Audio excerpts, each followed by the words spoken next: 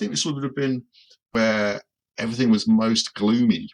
Like it seemed like the space race had ended. I think they'd taken the space shuttle and they'd taken it on a farewell tour of the States, all from town to town, and then it ends up in the Smithsonian Museum. So it seemed like such a potent symbol of, the future being retired.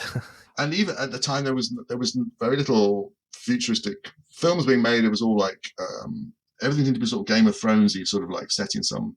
There's all the Lord of the Rings films, and I don't know. Since though, there's actually been a resurgence of films about space. There's been many countries have renewed space programs. There's also been some music that I would say is genuinely futuristic, which is the trap music, the auto-tune trap, and other extreme uses of auto-tune. So I'm a bit more optimistic than when I wrote that piece, but I do think it's true. I think William Gibson said this actually, but he said like by this point in the 20th century, say the 1924, if you look at culture, there were hundreds, thousands of references to the 21st century.